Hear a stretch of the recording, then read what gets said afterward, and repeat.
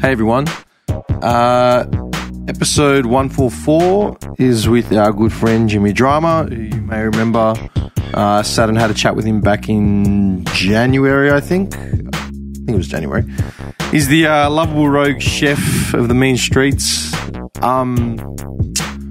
Yeah, I actually had a chat with him the day after we did the low-hanging fruit episode. So, yeah, just staggering the release, obviously. I mean, who am I kidding? I'm not staggering anything. I just haven't been able to edit it.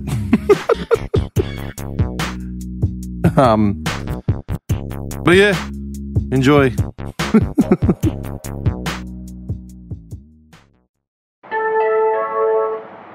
There are improvement works ahead, so this train will terminate at the next station. Fake news, folks. Fake news. Oh, so serious. How about that? Are you Muslim? He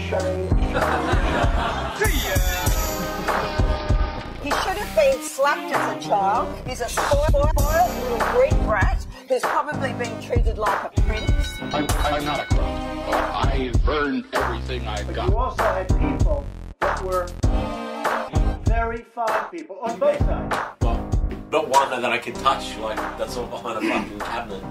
The cabinet? Like, because I don't know if you've gone to the markets or whatever, like, there's always that one guy who's got Super Nintendos and shit. Which market?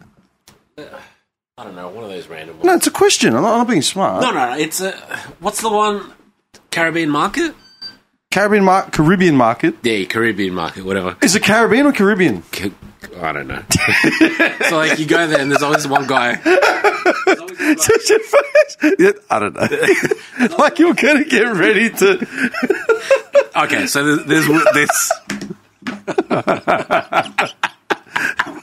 There's always that one guy who, like, has all these consoles behind a glass cabinet, and he's like... I didn't know that they had them behind cabinets. Oh, they do now, because they're worth like $300-400. What, original consoles? Yeah. Malika, I've got that Mega Drive. Yeah. Actually, that one there is a mock-up. That you wouldn't tell, would you? No. If you pick it up, it weighs about 300 grams. Not even. Yeah? It's dead air. But I've got an original. An ex-neighbour of mine actually still has it. I've got to get it off him. And I've got a SNES floating around in here as well. Like Nintendo 64's $200-300.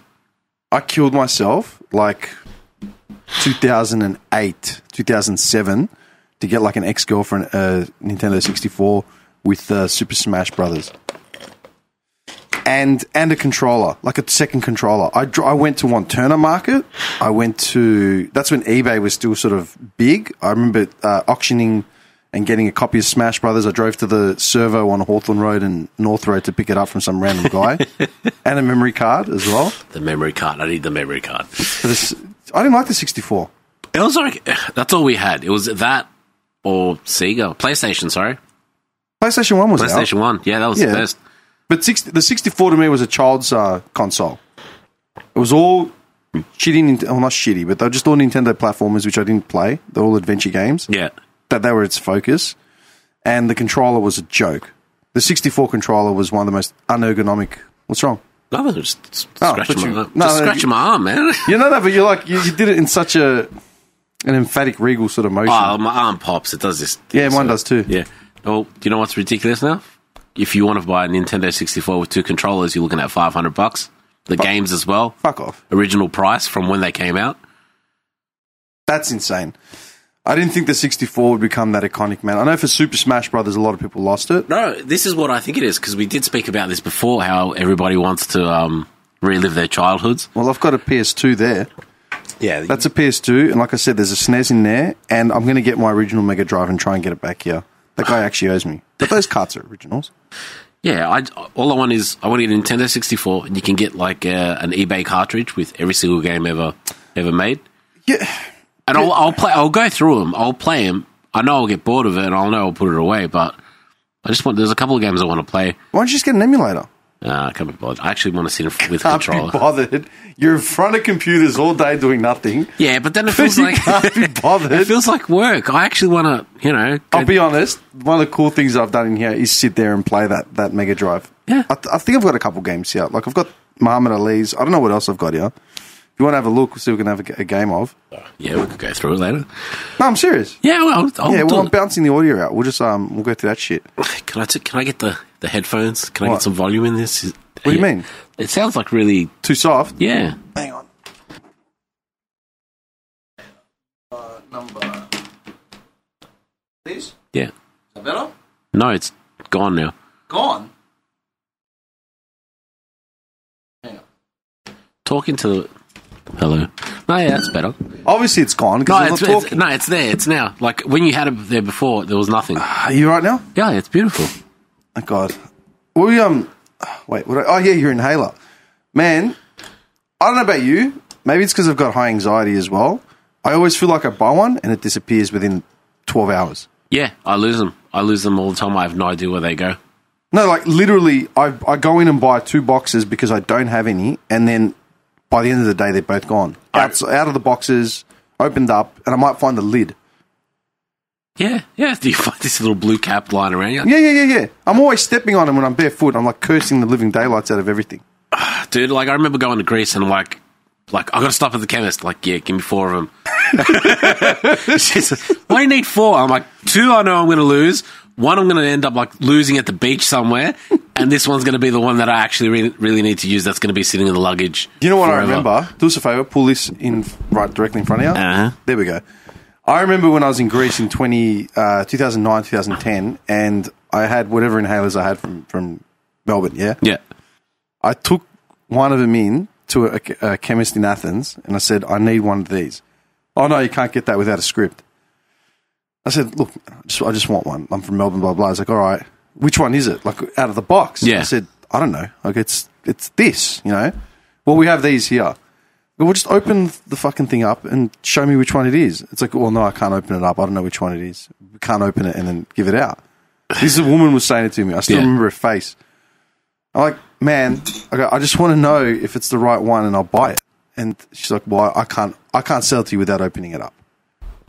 It's funny that, like, you need a prescription for this, but every other fucking drug on the wall over there, that... Yeah. And I remember specifically going back, buying it. She hands it to me. I opened it up and I think it was the wrong one. Yeah. I'm like, for fuck's sakes. This isn't it. Oh, what do you want me to do? I went back like a week later and there was another guy working, a couple of randoms. I'm like, hey, man, I'm after this. He's like, yeah, I think it's this one. So he's pulled the box out, opened it. Yeah, here you go. Yeah, here you go. It's no problem.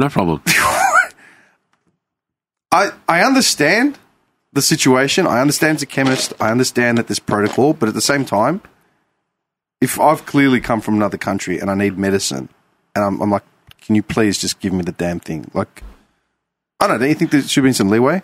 I do. Yeah, I mean, usually they ask for a little bit of money on the table. They stare at you like, you know, you're like, oh, you want this one, do you? That actually hurts me. Yeah. The Greece is so, it's still like that. The little facula. Yeah. When was the last time you went to Greece? Just before COVID. Did you? Yeah, just before COVID. We came back 4 months before everybody got, like, locked down, airports, everything. So you were there for winter? Yeah. What did you think of Greece in winter time? I've done Greece in winter. It was fine. We just, like, it was just a spur of the moment trip. When we got there, it was just the end of summer. Yeah. And we ended up going to Germany, like Switzerland, all these things. Where'd you go in Germany? Just Berlin. Ah, okay. Yeah, so I never got to see it. It's just, it's fine. It's like, yeah, everyone's just like walking on the streets, drinking, partying. I liked Stuttgart and I went to Frankfurt. Like, I liked it, but they're different cities to Berlin. Like I was mentioning before, Portugal. Yeah. Oh, man, like, I was like, I'm going to break in these brand new shoes, and everywhere's just like tiles on the floor. And I'm just sliding, my feet are hurting and all that sort of stuff. But we got to Barcelona. Here's one. So we get to Barcelona, my feet are killing me. I'm like, I can't wait to just get to the hotel. And apparently there's some fucking protest. Some government body like got thrown into prison. So the whole country's like, hey, let's all march to the airport. Let's block every single road coming in and out of the fucking airport. So there's me and my missus walking down the freeway with our luggage, and everyone's like, welcome to Barcelona. Walking down the freeway? Yeah, I'll show you the video. We're just walking down the freeway because everyone's protesting going towards the airport.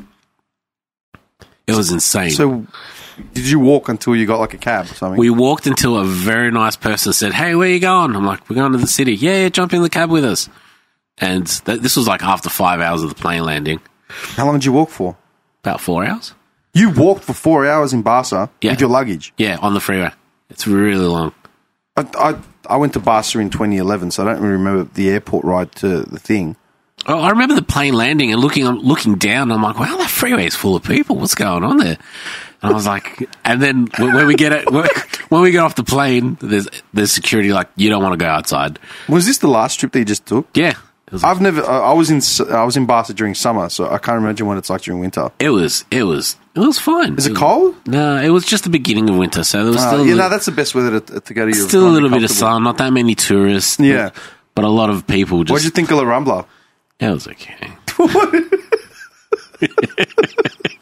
You know what I mean? I'm like, oh yeah, it looks good. Oh yeah, yeah, it was okay. Yeah, it was alright. I'm trying to find. There's pickpockets everywhere. Like in France, Paris, they're like, excuse me, you want to sign this? No, go away. You're such a cunt. We just want to get signatures for like the deaf kids. I'm like, yeah, so you can pickpocket me. Fuck off. What do you mean? So they've got this scam. Like they walk around Paris. They've got like a little oh, can you sign this for us? Yep, cool, no worries. They're like, oh, what about a donation? No, but you've signed it, so you have to give us a donation. And while you're getting like distracted and all this sort of stuff, somebody may or may not come behind you, either try to pick a pocket you or grab your bag or something like that and run off with it. I've always not admired, but I've sort of been really impressed with the pickpockets that can sort of lift your wallet without you even realising. Ah, man, always. Yeah, but like the whole, like, you know, when you see them, like you see the examples on YouTube where they walk up to them and like just brush by them like for a quarter of a second. What's that? That was in Barca, outside the front of our hotel room. They decided to set all the bins on fire. Jesus.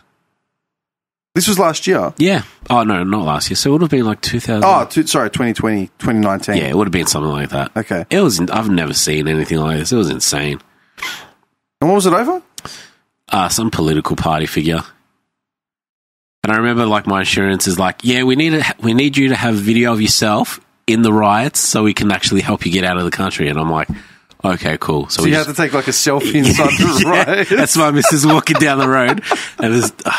I don't know. It was weird. I remember. So, in order to help you, in order to get amnesty out to you, we need you to take a POV shot and a selfie of you holding the newspaper in front of a tank. Yep. While it's bearing down on you. So it was funny because we end up running into all these other tourists, and they're like, "Oh, we're fine." I'm like, "No, we're not. Are you crazy? You're in a different country. You need to get you need to stay in your hotel until this blows over." And I remember this like one of those massive trucks stops in front of us, and all these cops get out with that battle gear on. Oh, the tack vest. Yeah, the tack vest. And then they start shooting tear gas everywhere. And I go to Vanessa, I go, run, run, run. And everyone's like, no, we don't need to run. We have our passports. I'm like, they don't care about your passport. Just keep running. You're going to hold it out like, oh, we're tourists. And I remember this tear gas. I heard something go past my head. I'm like, what was that? And it was like a tear gas can just like flying over our heads. And I'm like, yeah, this is it. We're out. And we ran back to the hotel, and that was it. And the next morning, we got out of there. So everyone's like, oh, did you like Barcelona? I'm like, no. Wait, hang on. Did you have a ticket booked for the next morning? Or no, so we called the insurance company, and they're like, okay, we need a little bit of evidence. I'm like, just Google it. You'll find it. You see a photo of me running with my hair on fire. It was pretty much, yeah, cool, that's no problem. Just book a ticket and then send us all the paperwork and we'll pay for it. And we got the hell out of there straight away. Was it hard for you to find a flight? No. Like, everyone loves to protest at night, but in the morning, siesta time. It's a slow start. I remember everyone in the morning, everyone's just cleaning up the streets, no problems. It was like, yes, they had a protest, no worries. Night time, it's living La Vida Loca. I was like, there's no one out. I remember it was like a public holiday here, like it was dead, it was quiet. I remember Barca for very few things. One of the things was every dude was just arrogant as shit, trying to pick up your missus or... You know what I mean? Yeah. Like, just aggressive. People can spot you a mile away if you're a tourist. Like, you want to go see the stadium? Like, I don't like football. Like, you don't like football? I'm like, I don't like it, man. Come on, your missus wants to see the stadium. No, leave me alone. I just remember being approached by a lot of people. But because by that point I was darker as well, I sort of looked Spanish. And I just looked at them, I'm like, fuck I miss having a really nice tan. Yeah, I actually haven't had a tan since... You've got the T-shirt tan? I've got the T-shirt tan going. I got a bit of it over the last week because I've been out. Need a proper, wog tan. We haven't been to the beach. Nah. I missed summer this year. Yeah. I was at the beach for 3 days when I was in South Australia. That was it. It's gonna... Man, Melbourne summer is like 2 weeks of just pure hell. And then... Yeah, like the country's burning down. Gone. And then like, okay, bushfires everywhere. And then like the other countries, like the other side of the country is flooding.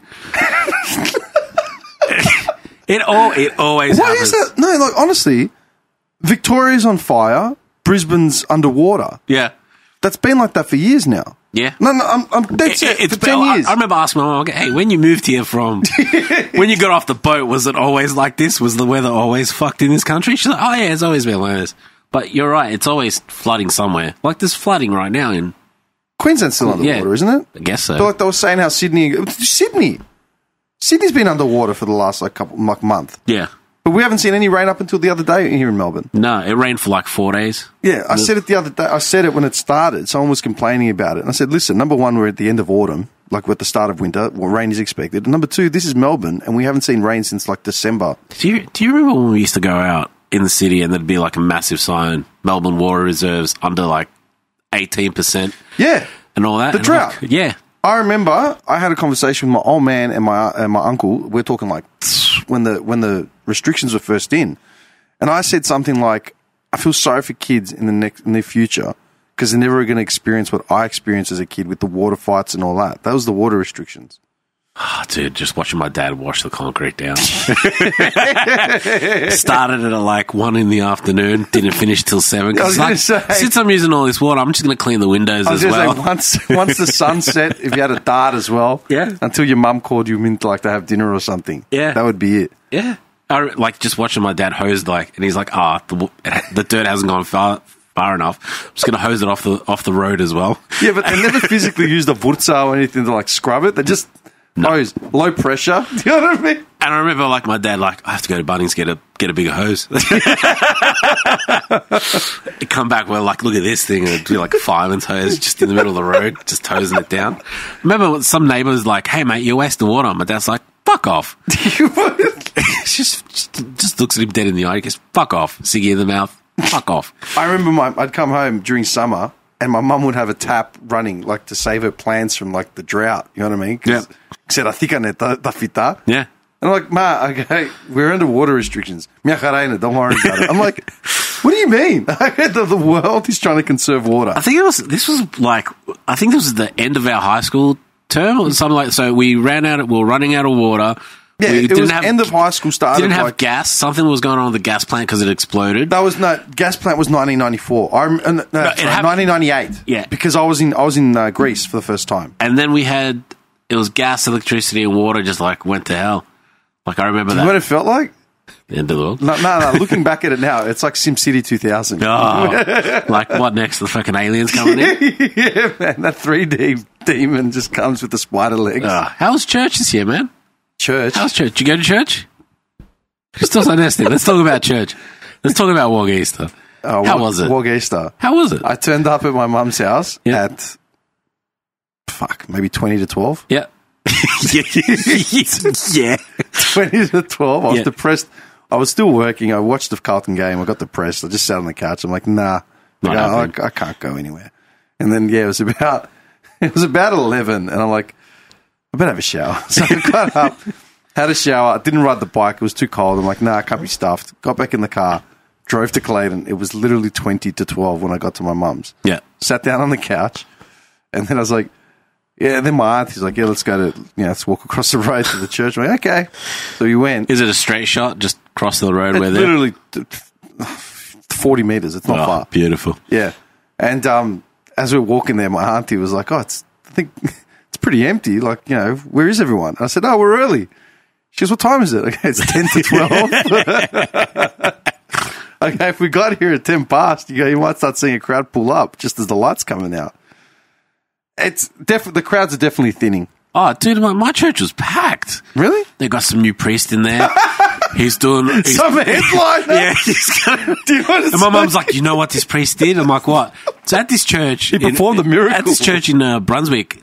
Where is it? I actually have no idea where the Greek church is in Brunswick. I think it's Eos Lefteris. That means nothing to me. Yeah, I mean, whereabouts? Albion Street in Brunswick. Oh, Albion. I was going to say like Moreland side, or is it the? It's Brunswick. Brunswick. So pretty much during the last maybe like decade, this priest that they've had in there has covered everything in plastic. So you know when you walk down the aisle, like Yeah. they got that red carpet. I don't Yeah. know. So he's covered in plastic.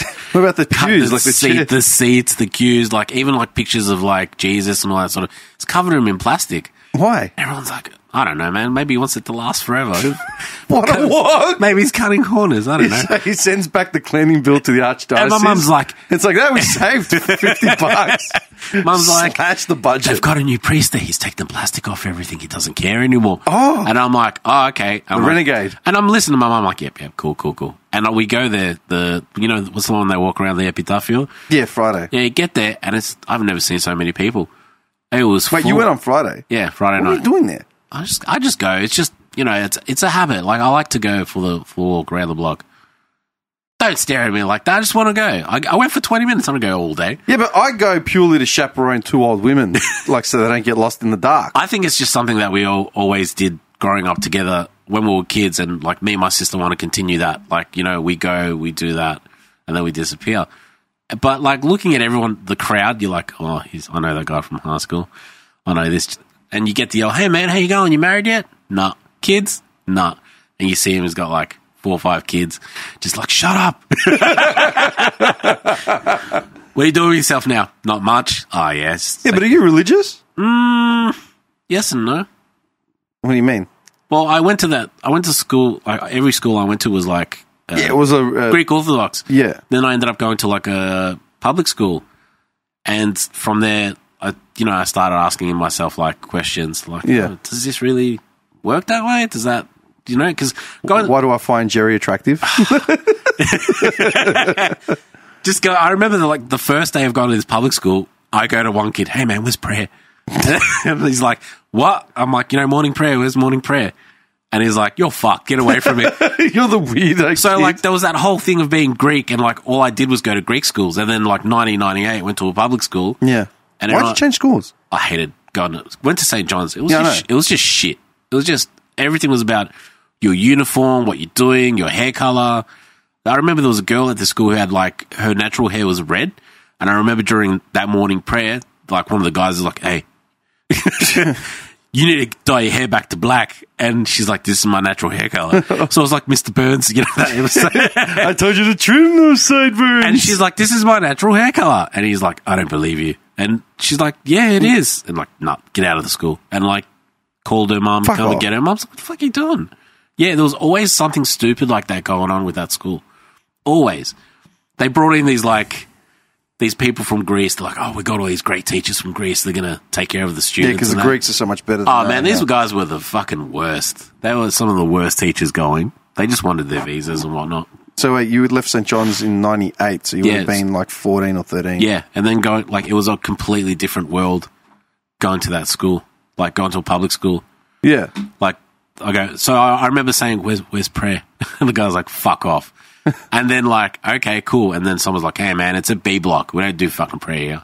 Oh, yeah, okay, cool. And I was like, I had no fucking clue about the real world because I was just in that Greek community focus, The March, the Christmas, the Easters, all that sort of stuff. Look, man. Go on. Come on. It's... I'd never had an Aussie mate. Yeah, see, that's strange to me. Yeah, never had an Aussie mate. Because where we lived, it was all Greek. My auntie lived. All my aunties lived in the street I was in. My aunties, my cousins, the whole Really? street. Yeah, dude. Yeah, see, I'm Everyone. different. But I'm different like that. The worst thing about going to a public school was like your mum ended up sending you to Greek school on Saturday morning. I had to do Greek school. Dude. That's how you met my cousin. Yeah. That's pretty much how I met you. I remember going there. Wait, so you had only been going to Greek school from 98? Yeah. Went there. Oh, see, I always thought you knew, you knew my cousin from, back in the day. No. Went to 98. I don't think I knew your cousin till about, probably year 10. No, hang on. Year 10 was when I met all of... I'd already known you. I'd met Pete in year 10. Yeah. We were 16. Like, we all knew of each other, but we never really hanged out till we actually got a little bit older in, year 10. The first time we all hung out... See, I remember you from, seeing you at the Panelists every year. Was it Metro? No. No. You were the first one to come along out of everyone. Yeah. Okay, now that I'm making the... See, that's the thing, man. I've known you, 20 plus years, but there's gaps in, that back end. Yeah, there's always gaps. No, like, do you know what I mean? Like, I always knew you from hanging around with my cousin. So I always used to see at Panelists. Every time Panelists would end, I'd link up with you and Bill, and we'd go to, like, the Lonsdale Street after that. Get a suvo. Yeah, standard. But as a group, we all didn't hang out. I still remember it. It was someone's 16th birthday, like either Mars's or Pete's or someone's, and we all went to Lonsdale Street. There was a festa for some kind. Whose birthday's in March?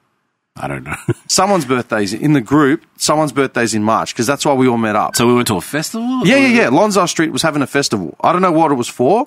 Sure wasn't Lygon? No. I still remember it like vividly. We're standing on the corner of Lonsdale Street and Swanson Street, and that's where I remember meeting all the years. I still remember that like crystal clear because it was the first time I met Pete. Pete and Mars were the last ones that I hadn't linked up with yet. You I'd known from the Barcelona from before. That's why I'm saying it. We were 16. Like, that's how early it is. I don't really remember. So you would have known Bill from, like, 98 onwards. Yeah. 98, went to Greek school. That's when I would have first met you, man. We would have been, like, 13, 14 tops when I first met you. Yeah. But I only saw you, like, once a year at the Barcelona. Yeah, we didn't really catch transport or leave or go. No, we didn't have that luxury, man. We were kids. See, your parents be home by 7. Like, fuck, man. Get home now. People always say, like, we don't want to grow up. But I love adulthood, man. You do whatever you want whenever you want. Yeah. Like, no ifs, ands, or buts. It's depressing getting old, but at the same time, what's the trade-up? Living under a roof of someone else and having to adhere to, like, rules, regardless of how much of a rebel you are. One of my mates goes to me, I said, my missus is going away for a couple of days. He's like, oh, man, you get to do whatever you want now. I'm like, what were you doing before? I'm like, what do you mean? He's like, your missus is gone. You can do whatever you want. You can go. I'm like, she lets me do whatever. He's like, oh, yeah, lucky you. And I'm like, so who are these man-childs? I don't know. Like, I guess because they got kids and whatnot. So like, what? Got to stay home. You could do this. Yeah, but okay, let's bring in another argument. I'm not drunk enough yet to go there. I was just going to say, like, I actually don't know much about you from those years of, like, say, 98 to, let's say 97, you would have been in year 7. You're like me. Yeah, so from 97, I went to St. John's, Greek Orthodox College, for people who know that. And it was, like, I loved all the people growing up there. But as you get older, you see a couple of things like, this isn't a school for me, this isn't right. Yeah. Don't really want to be a part of this community. Because the community there started suffering a lot. And that school all became about money. Like, money collecting and, like every other religious institution? Yeah, and I remember, like, my mum was always the one person that would stand up for anything or any person there. I remember one of the teachers said, oh, this, and this. And my mum's like, no, that's not how you talk to them. That's not how you're going to speak to my son, and that's not how you're going to speak to the students. Yeah. And I remember my mum going toe-to-toe with one of the priests. And he's like... toe-to-toe? Yeah. Like faces, like touching. He's like, we don't have money for this and this and this. And my mum's like, you just sat down on a golden chair. You know, if you sold that, I'm sure you'd be able to pay for, like, food for people for about 3-4 years. Yeah, you could. And, like, I remember going into some of their offices that have, like, these giant pictures, like, there'd be gold all over it. And it'd be worth... Those ikonas, they're worth a fortune, man. Like, especially they get them sent from Greece or whatever. Yeah. My uncle used to make them back in Thessaloniki. Used to charge a fortune for them. He's like, yeah, mate, good business, all these ikonas. But something that huge, it'd always be like that. So we ended up leaving in 98 and going to this school in Essendon called Buckley Park. And, like, that was just, like, in my head, like, holy shit. Like, there are white people here. I was ignorant. I was, like, 14, ignorant, that sort of stuff. Yeah. And, like I mentioned before, like, where's prayer? Like, get the fuck away from me. I'm like, cool, no worries, thanks. Yeah, see, I was always part of the public school system, but I went to Greek school as a kid from, like, grade 2 to grade 6. And then year 7 and 8, I did Greek at my high school because it was a second, like a loat, you know. And then year 9 and 10, I went back to Greek school, which was like getting sent back to prison. Yeah. That was fucked. That stung, man. Like, imagine being 15. It's like you're going back to Greek school. Like, man. I just remember getting yelled at. I remember me and your cousin just getting yelled at all the fucking time. I got yelled at a lot in Greek. By year 9 and 10, I was starting to get yelled at. Well, I was consumed with music. I wasn't paying attention to anything. I will never forget there was a day where the teacher's like, whose handwriting is this? I'm like, it's mine. No, mate, it's not your handwriting. I'm like, what do you mean? I'm like, you've never even, like, I never handed in any work. So he's like, whose handwriting is this? It's mine. No, I'm calling your mum. My I'm like, I can do the exact same handwriting here. And he's like, no, I'm calling your mum now. My mum comes down. What do you do? And he's like, this is his handwriting. And she's like, Jimmy, write it down. Here you go. She's like, don't ever fucking call me again. I'm busy. Was it your handwriting? Yeah, of course. I just never handed in any work for anyone to notice, like, what my handwriting was. My first language was Greek. English came second. Yeah, same. And I think it was about 6 or 7 I started learning English, something like that. Were you that bad? Yeah. See, I wasn't. Everything was Greek, man. But the only thing that was English was Van Damme movies, maybe Rambo, Steven Seagal. the family-friendly flicks, yeah. Yeah, like on Beta. Did you ever have Beta? How did you have Beta? So I think my parents got robbed back in the early 80s, and insurance were like, hey, we've got this VHS/Beta. Do you want that? My dad's like, yeah, I'll take whatever. And so we got the VHS Beta combo. I did not know anyone with a Beta player. Yeah, it was us. One video store in Faulkner that just kept renting out Beta tapes. And I remember that Beta tape, you could record like 6 hours on that thing. It was a premium form of technology, but just didn't catch on for some stupid reason. Parents were ballers. Those tapes were about like $4 each, like very expensive back then, just to get the blanks. I didn't know your first language was I didn't know that you only started speaking English till like 6, 7. Yeah, yeah. See, look, we all grew up the same way, like with the Greek in the house and all that. Like sto spiti mas mono linkamilame. Yeah. You know, like I heard that my whole life. But my mum they made the effort to teach us English, but it was the go-to would be Greek. Nah, no one made the effort till we actually. Because I remember, like, the schools that I went to a school called Evangelistia College. Okay. And that was, like, just the beginning of my childhood. It was just Greek. There was English classes, yeah, but it was always in Greek.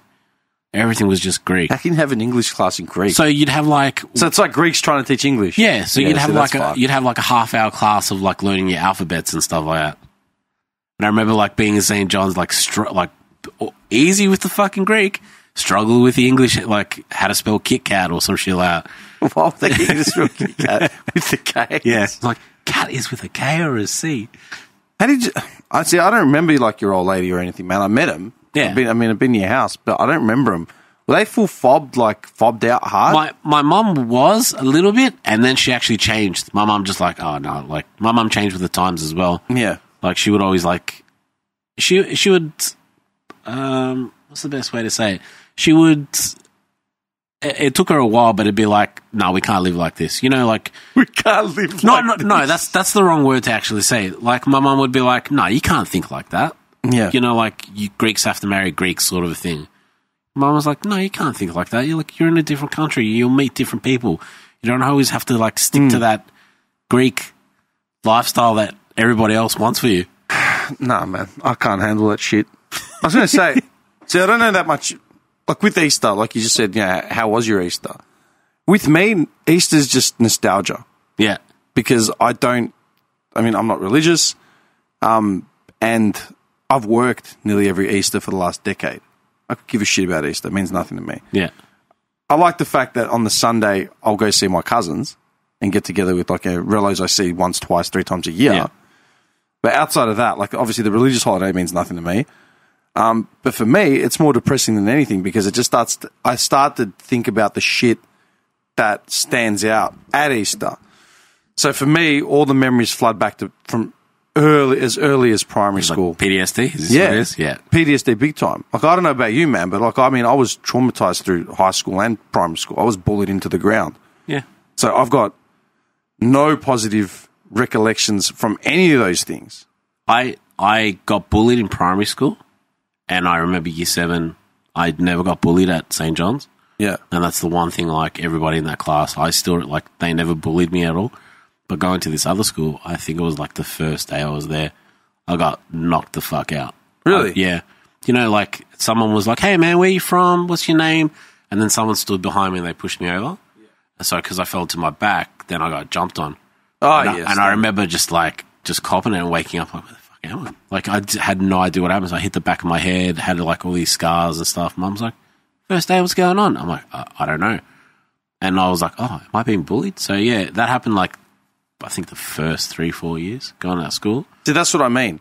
Like with me, when I think of Easter, automatically takes me to my childhood. And it's sad, but my first... Okay. As someone that has suffered from mental health issues, like, you know, for the last fucking better part of 2 decades or whatever, I don't I don't like when people try to dismiss mental health. Like, just get over it. Yeah, let it go. Get over it. Let it go. It's like you see that a lot from Greeks. Oh, Greeks are the worst. Like, they don't believe in mental health. Don't worry about it. It's fine. Yeah. Then just smoke and drink till they die. You know what I mean? Don't worry. And then they come out of like Dan Murphy's trolley full of like any ouzo or whatever they can get their hands on. Like, don't worry, you're fine. Those things are for people that can't deal with their lives. Sparking a dart with a dart. You know what I mean? Like, yeah, did they? Like, I don't know. Dude, like sparking a dart with the dart. What are you worried about? What's wrong? You got everything. You got it. Just have a coffee. Relax. Relax. It's fine. And we'll take care of you. And I remember, like, everyone will take care of you. It's fine. Like, yeah. Yuneka! Hasn't had a meaningful conversation with his wife or children in 30 years. Yeah. You know what I mean? I just remember, like, my auntie telling my uncle, my auntie's like, I need a new oven. And he's like, it's fine. She's like, it's not fine. It was like one of those ovens like from the 60s. Yeah, I can see it. Do you remember how they used to all look white? Everything was white. Yeah, and then after a while, they started like going to that like creamy color. Yeah, because they were getting smoky and burnt. He's like, it works perfectly fine. She's like, half the gas in there doesn't work. We're gonna die one day. He's like, no, she'll be right. She'll be fine. And then she eventually gets one. And he's like, keep cooking. This is what you wanted. It bothers me, man. Like with the whole PTSD thing, yeah. Like people sort of say, like people don't believe that I was bullied, yeah. Like they can't see it. They're, oh, but you're so confident, blah blah. It's like, no, man. I'm as insecure as anyone, and obviously who I am now is not who I was when I was 12. Yeah. When I was 12, I was the smallest kid in class. I was quiet, and I was always an introvert, no matter what. And I sort of started using comedy and jokes to try and break, broker new relationships and shit, and just try and get people on board because it was easy, because I was always a target. Yeah. You know, because I know I wasn't a stupid kid. No, none of us were fucking done. But like, what was it? Did we have a fucking target painted on us? I don't know. Look, I can see why. I mean, I was an easy target. You know, I had a sister who was an extrovert who was physically bigger than me. Yeah. You know, I was quiet and I wasn't stupid. So, you know, the kids that weren't dumb usually got picked on to begin with. You know, if you show any form of intelligence or whatever. And because I grew up in the house that I grew up in, like, you know, my old man was like the A, and that was it. So you fell under those rules. You knew not to break them. I knew what right and wrong was, and I generally steered from right. I never sort of fucked around until 09, 10, when like my mental health started deteriorating, and I started, dealing with like painkillers and shit. But that's the thing, man. Like, I mean, it really sort of, it's sad because like when you talk about Easter, it sort of drums up everything that I used to be depressed about. And like, it's all just negative memories, man. Like, I think back to primary school and high school, my initial memories are all negative. Yeah. All negative. I can tell you right now, I can't think of many positive experiences. Like, I honestly cannot think of many positive experiences. Like talking to people from high school. Who do you talk to from high school? One person. One. Yeah. I talked to maybe 1-2 people. You know who I talked to? I talked to John, who comes on here. Yeah.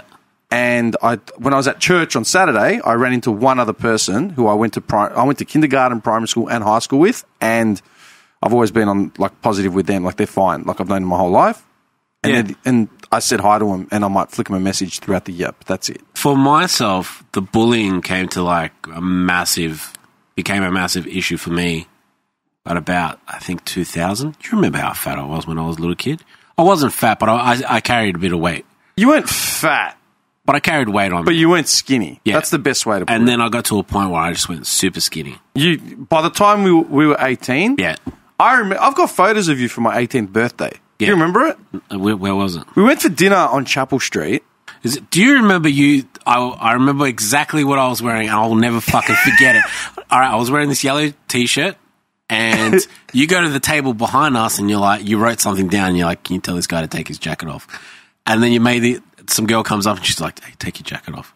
Are you serious? Yeah. I don't remember that. And I was like, okay, now what? And you're like, you just burst out laughing at Cafe Greco's.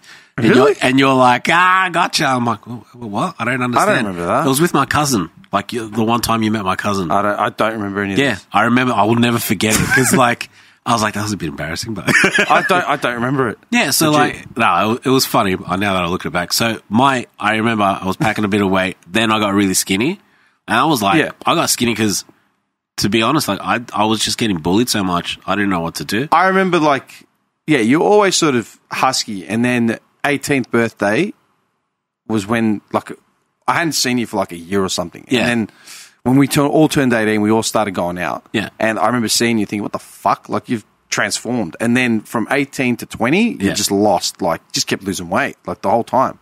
You were, like, rake thin. Yeah, it's because I didn't know how to handle mental health. There was nothing at school to be like, no one, the only person that ever asked me is if I'm okay was my sister. She's like, are you all right? I'm like, I don't know.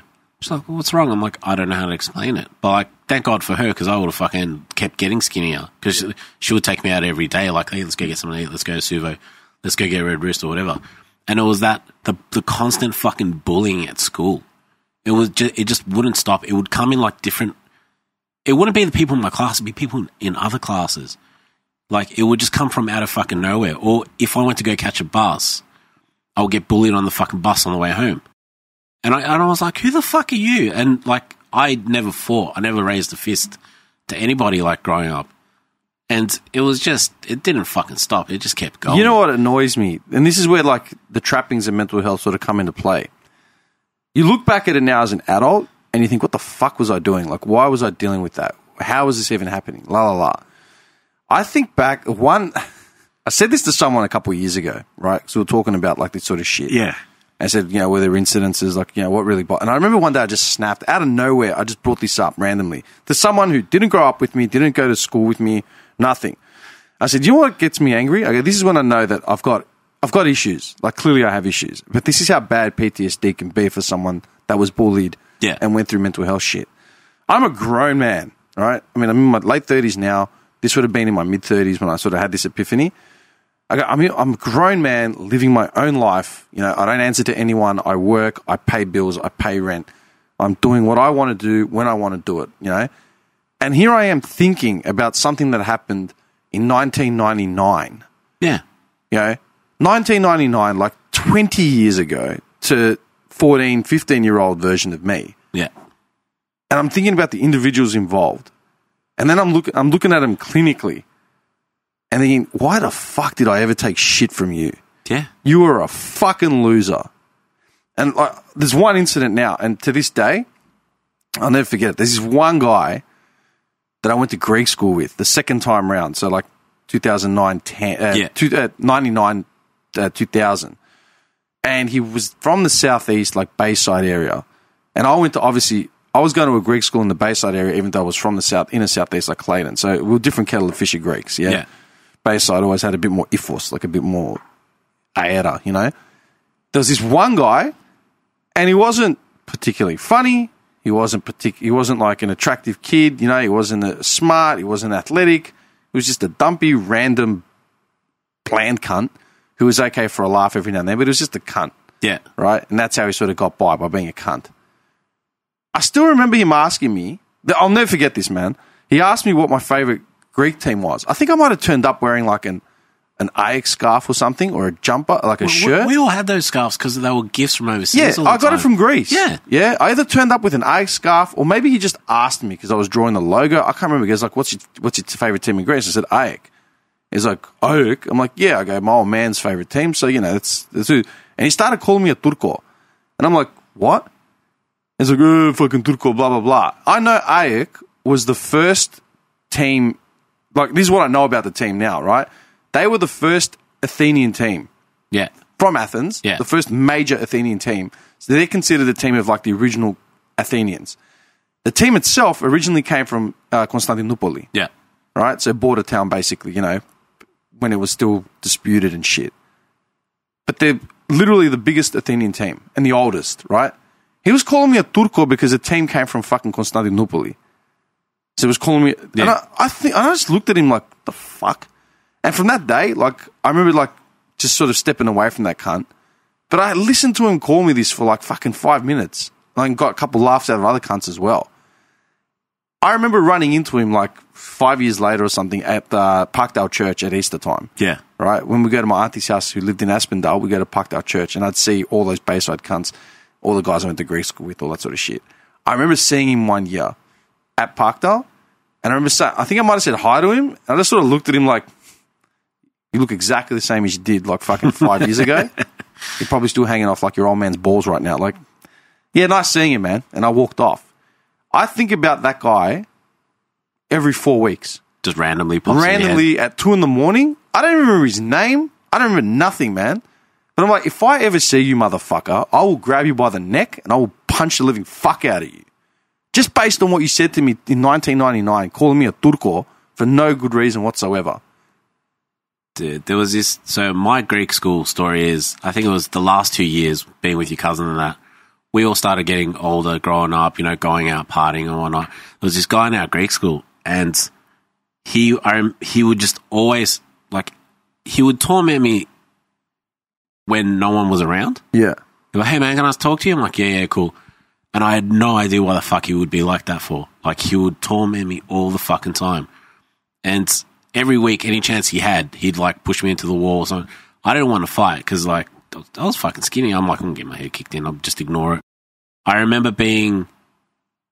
What was it? I remember, like, years later figuring out that one of the girls liked me and didn't like him, and she told him. Oh. And he's like, she's like, oh, no, I don't like you that way. I like... Yeah, I'm into someone else. I like Jimmy. And once he found that out, that was it. That was... Yeah. My life became a living fucking hell. She didn't even make a move on me. I'm very disappointed about that. Message her on Facebook. Hey, I got my head kicked in because of you for 2 years. And like, I remember seeing her at Auto Salon one time. Like, you remember that shit? Like, she's like, Salon. I had the biggest crush on you in Greek school. I'm like, that's nice. That's cool. Yeah. It wasn't even in our fucking class or anything. Just I had the biggest crush on you, Jimmy. I'm like, yep, cool, thanks, Norris. That, you know, who hated you? That guy hated you because like I rejected him. And I'm like, yep, cool. And I was like, it was so fucking dumb. It's shit like that, man, that keeps me up. That happened more and more. Like, it became like just men fighting men because, like, girls like, oh, no, I'm going to talk to this girl, you fuck off. Yeah, that's just teenage boys not knowing how to deal with testosterone. You know what I mean? Yeah. But, man, like, PTSD generally, like with bullying and shit like that, that's what will trigger me at 3 o'clock in the morning when I wake up in a cold sweat by myself. I might, like, go psycho and start stalking shit on Facey, just trying to remember cunts. I do that too. And it's like, what am I doing? And I'll tell myself, like, what the fuck am I doing? I don't care about any of these people. But what angers me is the fact that I put up with shit. 16-year-old me, 17-year-old me, 14-year-old me, allowed myself to be in that position and be like, these cunts don't give a fuck about me now. I'm an afterthought. I don't register on the thought. Yeah. But it's like, how the fuck did I allow myself to go through that? I know I'm stronger than that. And I always sort of talk, like, it's weird because I don't run into anyone now, ever. I mean, I live in another part of town. Yeah. I've got another different life. I don't hang out socially with any of these people. So I always sort of say to myself, what the fuck would I do if I ever saw these people? Dude, like, the thing was, like, when us going to that Greek school, like, everybody, the parents all knew each other. And the other thing was like, oh, do you think you could take my kid to school? It's on the way, that sort of shit. We had a group of kids that my mum would take to school because she was friends with the family. Yeah, the standard, right? And they would just fucking torment me in my mum's car on the way to school. And, you know, when they came over to the house, they would fucking torment me in my room. I remember closing the door. I'm like, I don't want to talk to you guys. And, like, they'd just barge in and, like, destroy my fucking room. Like, destroy my Nintendo, my little toys, all that. Yeah. Like, all your memorabilia that you had growing up in your room. And them just fucking teasing you about it. Like, you got a Bruce Lee poster. Yeah, I used to cop that too. Like, isn't he dead? I'm like, yeah, he's dead.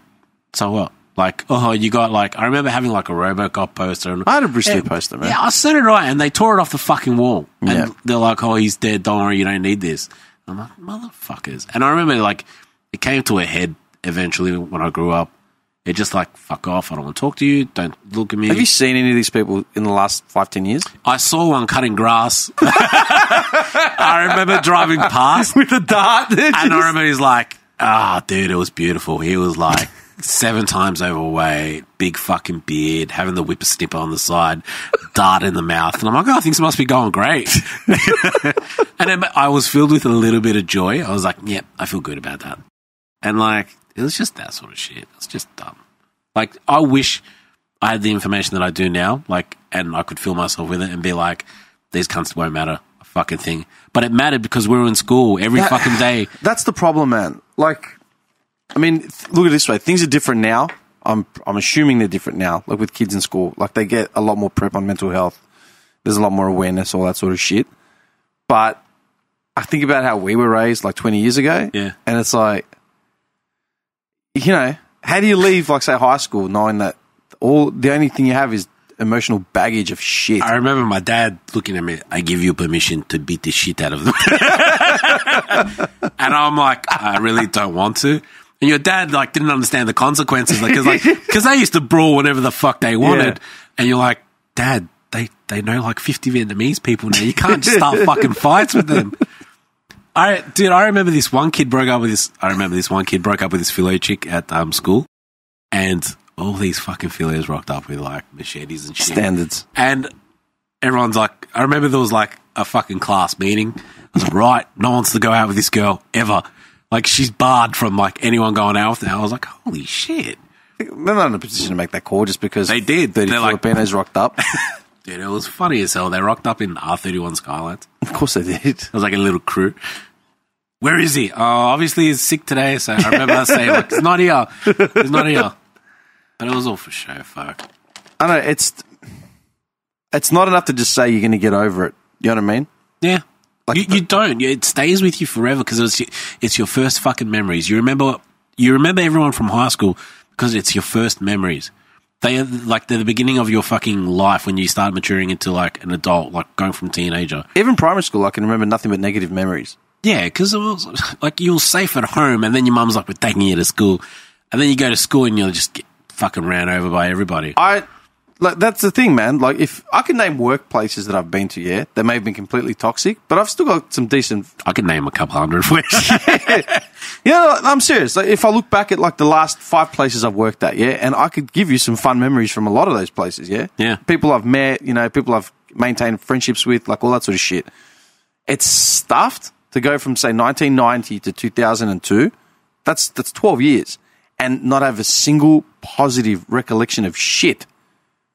Nothing. But it's all negative. And I remember the faces. I don't remember the names. Do you ever get the one where, like, say you're out and about and like, hey, man, how you going? Good to see you. And you're like, and you reciprocate on that. Like, hey, bro, good to see you too. How's things? And they're talking to you. And then in your brain, the cogs start moving around. You're like, you motherfucker. I remember the last time I saw you. Yeah. You were calling me something in front of someone else. Yeah, you piece of shit. And you're like, yep, all right, man, I got to go now. I'll see you later. And you're like, motherfucker. Then you get a fucking Facebook friend request. You're like, fuck off. Oh, yeah, no. Man, even with Facey, when I used to have it, man, like my original personal account, I'd get requests from people I went to school with and I ignored them all, man. It's like, what do you want now? You bullied me. You had nothing nice to say. Why are you adding me on there now? But that's what I'm saying, right? Like, our reputation can precede, like, you know, my reputation precedes me. You know what I mean? I hear that all the time. I meet people and it's like, oh, you're dim. I'm like, what have you heard? You know what I mean? Your reputation now is like, it carries, right? And whether it's, you know, you're a piece of shit, you're a scumbag, you're a good guy, whatever.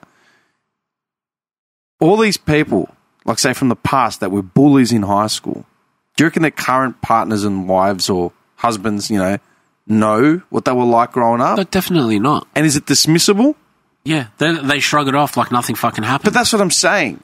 They've got these people have got no idea that they made your life a living hell. They've got no fucking idea about it. Or choose not to remember it, because they just saw it as like a giggle. It was a fucking laugh to these people, and they moved on with their lives while we were fucking there struggling. Like, why because it wasn't just from that one person. It would domino at school. Yeah, 100%. And this is what they don't fucking get because they saw their mate pick on this person. Oh, let's fucking pick on this cunt now. Yeah. Do you ever remember going, like, was there ever a day for you in high school somewhere where you just absolutely, like, just beat the shit out of someone? Me? Yeah. One time. Yeah. And I remember it vividly. And, like, it's the one time and the one time only. And, like, I still remember it, man. Yeah. I'll run you through it right now. It happened literally a K from here. Yeah. Not even a K, man. I still remember it was a sports day, right? Like Tuesday Arvo or whatever day we had sport, you know, generally. Yeah. And there was like something was wrong. I don't know. Something happened. Maybe there was teachers away. I don't know what it was.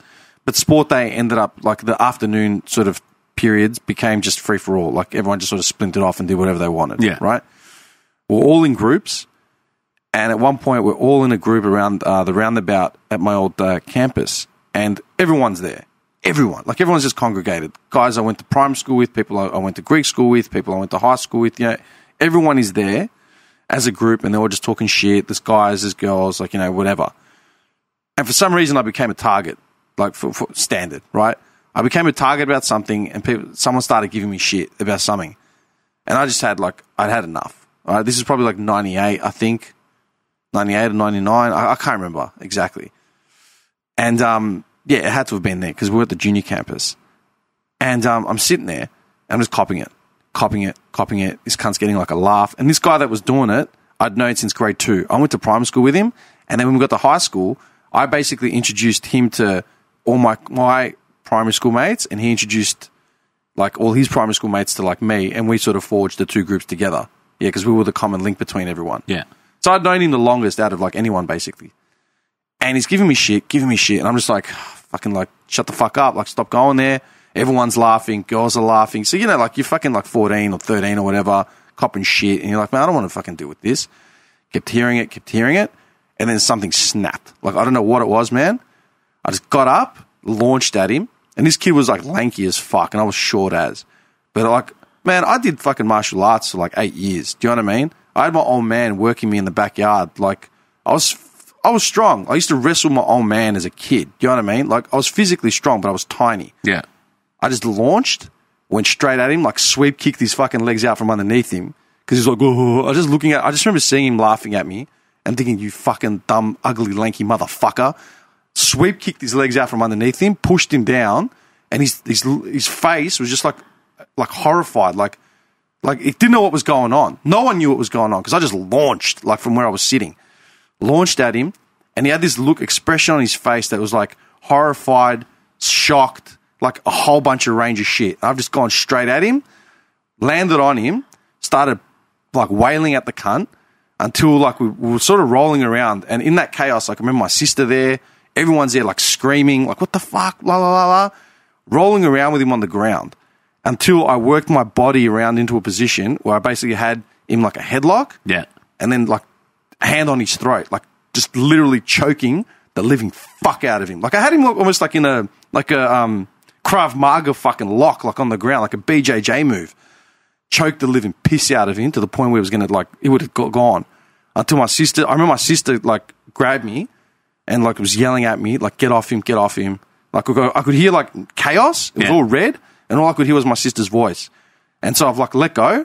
Eventually they've pulled me off, I've let go. And he's sitting there, and he's playing the victim, whatever. Everyone's catering to him, you okay? You okay, bro? Yeah, everyone's around him, and I'm just sitting there. My sister's losing it at me, you're a fucking psycho. What the fuck are you doing? I just looked at him. I said, fuck you and all. And I got up, grabbed my bag, I walked off. Then I timed the walk, man, because I'd been to his house, man. I knew exactly where this guy lived. I'd been in his house. I'd been in his life literally for by that point, 7 years, right? No shit. Timed the walk. I knew how long it would take from him to walk home to his house, and his house was always empty. Timed the walk. I sat in my living room, man. Darkness, just sitting there. Pick up the phone, dial his number. He answers it. Hello? I go, you ever disrespect me, you make me look like that in front of everyone else again, I'm going to come and fucking kill you. Is this him? I'm did you hear what I said? Yeah. I'm not having this conversation again. Are you all right? And I hung up. That was the end of it. How easy was school after that? Because everyone saw you beat the shit out of someone. It got better for a bit. Yeah. But then it got worse again. Yeah. Standard. But I'll never forget that because I remember just seeing this guy laughing at me and making just stupid comments, and something snapped. And I remember thinking in my head, you dumb, ugly motherfucker. And I just sweep kicked him. Dude, getting up and launching, sweeping this cunt, dropping him hard on the deck, and then just fucking laying into him.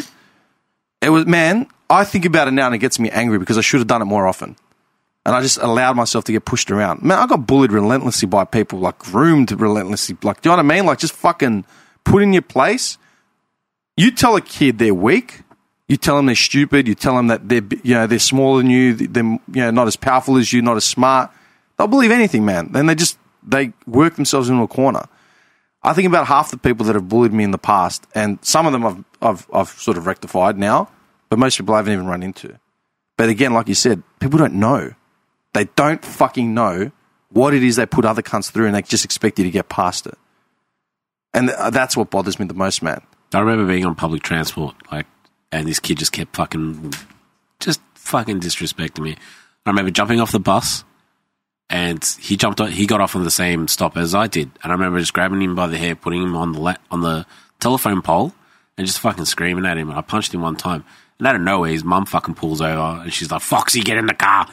Foxy? Yeah, his name. Of course, his name was Foxy. And I remember seeing him again on the tram, maybe 4 years later, and he's jacked as fuck. And I'm like, "Fuck, here we go." I was coming home from work, and he's like, "Remember that day that you did that to me? Yeah, you fucking deserved it." And I was like, "Yeah, I'm gonna get my head kicked in." And he's like, "I'm gonna get my fucking boys onto you and this and this." And he starts naming out people. And I'm like, he died a year and a half ago? And he's like, "What? Are you serious?" And he named this one guy, and I'm like, he died, right? And he's like, "What?" And I'm like, "Yeah, he's dead, right?" And like, "What?" I'm like, "Yeah, he died. There's a full newspaper article about it. He's done." And his guy just stopped in his tracks, sat down. This was the beginning of having iPhones and news and all. And he Googles it, and I said to him, "Google it. I'm not fucking lying." Googles it, starts crying on the tram, and then just disappears. And everyone's like, someone looked at me like, "That was quick thinking." I'm like, "I don't think it just came into my fucking head that this person passed away." And he was in shock that this person passed away in the manner that he did as well. He was like, "Oh," and he just never saw him again after that. Fuck. And I was like, but obviously I was his bully for him to remember that shit 4 years later. Yeah, but wasn't he hammering into you? Yeah, he fucking deserved it. Do you remember that clip that went viral 10 years ago or something about that kid? The fat kid that body slams. Yeah. There's that little runty kid that was he body slams the Eshe, and when he gets up, he's he's all fucked. Yeah. Yeah. Beautiful clip. Who deserved it in that sense? I saw a kid sticking up for himself, man. It's fine, I reckon. Violence isn't the answer, but when you're getting physically attacked and coaxed, dude, Mike Tyson on the plane. Yeah. Well, Mike Tyson's quote, social media's got you pretending that you're not going to get. What did he say? I don't know. I didn't even see it. He's got some amazing fucking quote about social media. Tyson. Yeah, he's like, social media made your way too comfortable with disrespecting people and not getting punched in the face for it. Really? Is that the quote? Yeah. The truth. Yeah. Everyone's untouchable because everyone thinks that social media, it'll be on, someone's recording it and you're safe. As long as you're seeing as the aggressor. He's lucky Mike Tyson wasn't in his fucking prime. He'd be dead. Even Mike Tyson now would punch the fuck out of you. Yeah. He was just in the plane and it was like... The guy was just so excited. He was just jacked up. The guy was like, "Come on, Mike Tyson." And you could tell he wanted something. The way I see it, he wanted something to happen. Of course he did. People are always out there to get rich or something like that. But that's what I'm saying. Mike Tyson's done a 180. But you know what I hated, man? All the articles that came out about it, they all start talking about Mike Tyson's hey, Mike Tyson served time for rape. He bit someone's ear off. It's he's also the youngest heavyweight of all time. He's an Olympian. What hasn't he done? He's been reformed as well, man. Everyone knows that he's a gentle giant now. Do you know what I mean? He's done a 180 on his life, converted to Islam, found inner peace, confronted his demons. He's done so much work to get past what he did in the fucking early 90s, late 80s, and that's going to haunt him for the rest of his life. Meanwhile, the dumb fuck bullies that pummeled us into the ground and have subsequently left us with PTSD, they're walking around like it's nothing. Yeah. And they're not getting chin checked by anyone. I wish they would. How would you feel, man, if you found out that your missus or your partner or something, whatever, was a massive bully when they were in high school? I don't think I could see it. I know I see her and I don't feel like she would be a bully. Yeah. Because she's discussed No, I'm not saying your current missus. I'm just saying let's say. Yeah, I don't know, man. I don't know how I'd feel about it. Maybe if they're oh, look, I'm a different person now and yeah, you'd have to hear an explanation. I was a jerk and person I bullied apologized, etc. Yeah, okay, I get it. Yeah, I get that. But yeah. Mate, I never got apologies. I got one apology once. Never get it. And I said, mate, too little too late.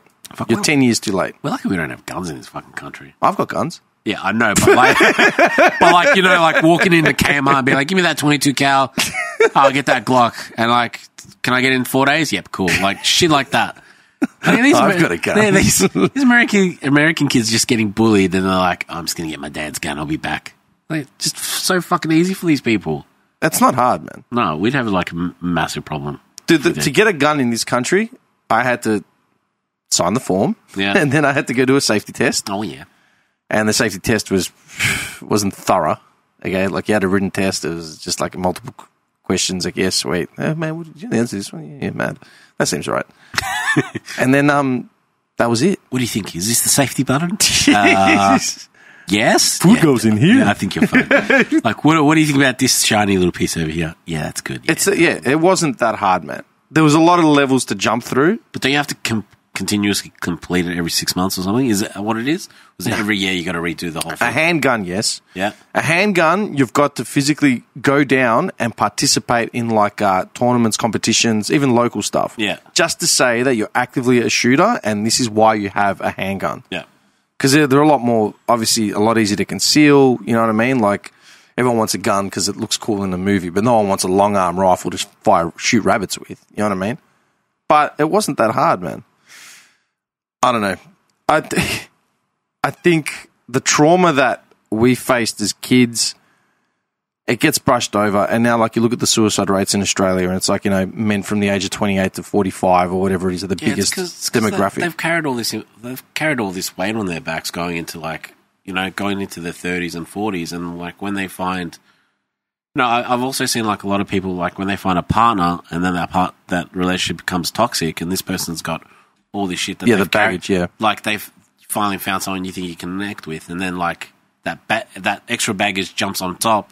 Like, there's nowhere for them to go, unfortunately, and they think that this is the best idea. It's, you know, it's, I don't know. Like, mental health has completely changed for us in Melbourne in the last 5 years. I don't see anything else like in Europe and all that sort of stuff, but I do see a lot of it here. Because it's all different in, like, I think it's different in every state and every country that you go to. Like, if you go to Greece, mental health, whatever. It's not nothing. Like Greece, Italy, all those sort of things. It's like, be a man. Like, it's like, just be a man. Like, light a dart, punch your wife. Bottle it up inside for the next 50 years and then... until it becomes a cancer. Until you have kids and then just let it out on them. Like, just that. But, like, I think it is getting better in Melbourne. Like, there are a lot of avenues for help for a lot of people. I wish they did have this stuff for us when we were younger. And you remember trying to tell your teacher, like, what's going on, why are you fighting? And, like, well, Johnny said I was fat and I'll just grow up. Ignore him. He's been saying it for the last 4 years. You just need to grow up. You just need to grow up. You just need to grow up, all right? Move on with it. And you're like, I remember being told, like, at the Greek schools, like, you just need to grow up and move on with it. And I hated, like, I would get pinched. Because I was tubby, I would just get pinched and I'd be called, like, titties and shit like that. Yeah. And, like, when you're in grade 5, like, oh, he's got bigger titties than the rest of the girls. Yeah. That fucking just hurts, man. Absolutely hurts. And you're like, Mom, I don't want this anymore. Like, stop eating my chicken then. You know? I'm picturing, like, a chicken coming out of the oven with butter on it. Man. Do you know what I mean? It's like that. It's the North, man. I told it to you last time. That's my Tia Christina's chicken. Like, it comes out of the oven, it's glistening. Lamb and leg, man. My mum made this lamb yesterday. Fucking amazing. It was just brilliant. Do you know what I had, man, yesterday? All day. Tsureki? Mate, I woke up and I had work in the afternoon, so I didn't bother going to my Tia's at all. Yeah. Because I went to bed late, and it's like, for me to drive there, it's going to be like 40 minutes. To get back, it's 40 minutes. And then I'm going to be there for an hour. You know? Yeah. I literally had tsureki, half a wheel of tsureki with a coffee, and then some kuluria. That was what I ate all day. That's what I survived on yesterday. My mum's like... Then I had a nasi goreng at about 11:45 at night. Are you fasting? Yeah. Like, for people who don't know, it's is it 30 days? Like 40. 40. Okay, it's 40 days, no dairy, meat. 40 days, no dairy, no meat, no oil on Fridays, and I think Wednesdays, and seafood I think is allowed on Fridays. Yeah. And it was like, did you ever do it growing up? Did your mum ever force you to do it? Were you drunk? Like, nah, it's a serious question. I did the week. You did the week. Okay, the week beforehand. Like, what a struggle. Like, what do you mean we can't eat this? What do you mean? Like, you kind of... What do you mean? Like, from a Tuesday, you're like, why are you making fuck yes for? Like, what's going on? Yeah, with no oil. Yeah, you know like, what I mean? what's this pasta? Where's the sauce? Where's the sauce? Like, hey, can we get pizza tonight? No. Macca's? No. Like, where's the milk? Where's the soy milk in the fucking fridge? Like, just these alternatives start breaking in. You're like, oh my God, we're fasting. It's on us. And go to school, get bullied, and then eat your fucking soy cheese sandwich. Yeah, tarama with bread. That's it. I hate tarama. I hate tarama. Really? I hate it. Why? Absolutely hate it. Not my thing. Not my jam. Just not my go-to. I remember my old lady coming back. Dude, you know what's fucked? Greek Easter was always during school holidays. So we were always fasting during school holidays, man. Standard. I still remember Monday morning we'd wake up and my go-to was the cereal. Yeah. So no cereal. So we'd be starving, like just sitting there staring out the window, like, two cats just looking out. And my mum would come home at 9:30 in the morning. She'd go and do like a shop and she'd have like a lagana, like a big roll of bread, fresh bread, and like a big thing of tarama. Me and my sister would just pounce on it and destroy like the whole thing. She's like, what are you doing? You can't eat a whole wheel of bread. Yes, we can. Yeah, it's like, oh, I'm hungry. What else are we meant to eat? She goes, there's 100 things to eat. I bought you 4 kilos of bananas. They're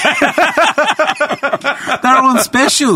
Like, shit like that. You're like, I don't want bananas.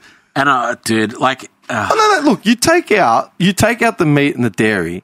There are things to make. Yeah. Not things that you wanted when you were a kid. No, you didn't want any of that shit. I remember, like, is there butter? Yeah. Got you a whole tub of Nuttalex. There are Nuttalex? You're like... It's just Nuttalex. I think the thing with me now with the whole... Okay, you know what my problem is, man, with religion? That is when we go for communion, there's one spoon that we share amongst 400 people. Yeah, that's entirely safe. And during COVID as well, you know what I mean? Like, no, definitely. It's fine. God's not going to get you sick. There's a guy literally hawking his brains out from the dart that he finished in the car park, just and then he's gone to like metalavi while he's still got phlegm on his beard. I remember, so growing up, and my mum like, we're going to go do communion. And you're like, yeah, cool. I'll come. And like, you're at church and you're like, is that Sophie? And you're like, Sophie's like, how many people in front of me is she? And mum's like, what's wrong? I'm like, I know what she did last summer. I don't want to share a spoon. I don't want to share that spoon. And my mum's like, what? And I'm like, she's like, 10%. I'm like, Mum, I can't share that spoon with that person. It's like sharing recorders when you're like doing music class. You can't do it. I don't want to do it. I don't want to share the fucking spoon. I think that is insane. The fact that still happens, man. And like, oh, the excuse that it's Jesus' blood, it's fine. No worries. Yeah, the death cult prevails. Look, the problem with me, man, with like major religion today, right? And it happens every Easter. The fashionably religious. Standard. I got pushed by a girl wearing Balenciaga jumper at church yesterday. What do you mean pushed? Like, we're all standing there with the candles, and she's like, excuse me, and she just fucking full pushes me into my sister. She's like, what the fuck are you doing? I'm like, this bitch pushed me. And someone's like, shh.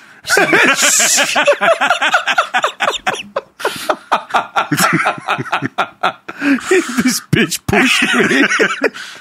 Everyone's talking, but I say bitch. What are you doing? Bitch pushed me. My sister's like, are you all right? I'm like, because I wasn't prepared. Like, we're all standing outside waiting for the bell to ring. Just get fucking pushed by some random 18-year-old. Like, you motherfucker. Dude, I can't. It's fashionably. This is the thing. It's fashionably religious, right? The fashionably religious come out every Easter, standard. All right. All of a sudden, we get to the Monday, and the Greeks, they're the worst. What are you going to wear, mate? What are you going to wear? It starts with what church you're going to. It's like, mate, I don't believe in God. What do you mean? Okay, you weren't raised right, mate. Okay, mate. Okay, I've got other things to worry about. Okay, I don't give a fuck about Easter. But the thing that pisses me off is the fact that I'm more well versed on their own religion than they are. Yeah, I listened to a couple of things that you like at the beginning of COVID lockdown. Yeah, when I started pumping out your. Did you? Yeah, when I started. I don't know what I babbled about. No, you babbled on a couple of things. Like, he's like really well versed on religion. There was something you were telling some lady, and you just went to town on it. And I was like, yeah, that's. Look, I am because I have an interest in religion generally. Yeah. Okay. What astounds me is the fact that you've got these, Iron Age historical events that may or may not have happened, have not been confirmed, or and people have built their lives around it. Not to the point of just building their lives around it, but have fought hammer and tooth for these things. Yeah. Whether it's Islam, whether it's Christianity, whether it's whatever it is, you know what I mean? And people forget, like the Norse Vikings, they had a belief system. You know, Thor that you see in the Avengers is a Norse god. Loki. These are all deities of a religion from northern Scandinavia. Yeah. They were the religions of the day until Christianity came along. And that's what shits me. People act like the Christianity is the be-all and end-all because it's just been around for 2,000 years. It's like, man, you watch the Avengers movie and you're literally watching Norse deities. They didn't just come out from nowhere. They're no more accurate, or they're no more, what's the name? Verified than Jesus Christ is. Yeah. Does that make sense? Yeah. And it's like if people actually looked up who Loki actually was, they'd be like, oh, holy shit. Yeah. Like, it was the prankster demon, man. Yeah, did he would transform himself into a fox or something? He was a and then prankster. Yeah, and then he was. Do you remember The Mask? The movie, The Mask. Yeah. That mask was meant to be representative of Loki. Yeah, the mischievous, prankster. And that's what bothers me, man. People in 2022, especially, COVID brought out all the worst of them because everyone. COVID brought the worst out of all of us. Yeah, I'm going to be honest with you because there are days where, like, with COVID, bringing out the anti-vaxxers, the religious fanatics, it brought everybody out. And, like, it was always, like, it went hand in hand with being an anti-vaxxer and a religious fanatic, something along those lines. Yeah, because all of a sudden, see, this is the thing. This is what, like I said, it's a thing of convenience again. Yeah. Okay, and this is my point. I hammered this. I hammered it for the last year.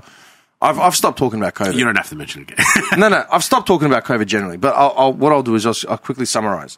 My point is that people, especially during COVID lockdowns, found something, any form of crutch or excuse to try and give their position a bit of weight. And so what people went into was religion.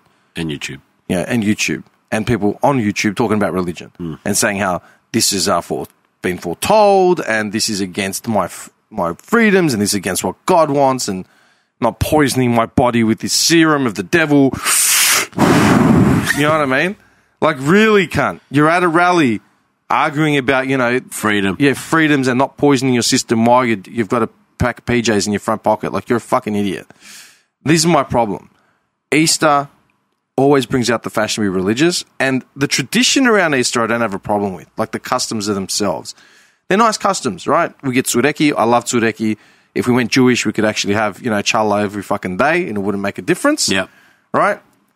But the problem is that these clowns become ultra religious out of convenience and all of a sudden they've forgotten the fact that they were, banging someone out of wedlock 2 nights earlier. They've forgotten the fact that they've been eating meat for the last 40 days and it doesn't matter. Yep. And that's when I remind people, you're fasting for a week. Yeah, I only do a week. But your Lord and Savior demands that you do it for 40 days. No, well, look, it's just this way. Like, no, it's not. It's 40 days, not a week. Are you following the scriptures or are you not?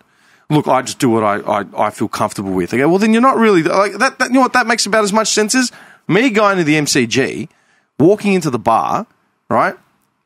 Picking up a beer from the bar, because they're just free pouring them at the G. So, yeah, mate, draft over there and Northern over there. Sweet.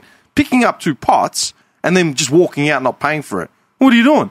Look, I'm just doing what I feel comfortable with. You know what I mean? Like, yeah, I know what the rules are, but I've come this far. I might as well just go the rest my way. Yeah. That makes about as much fucking sense. It's like, I'm only going to fast on Friday.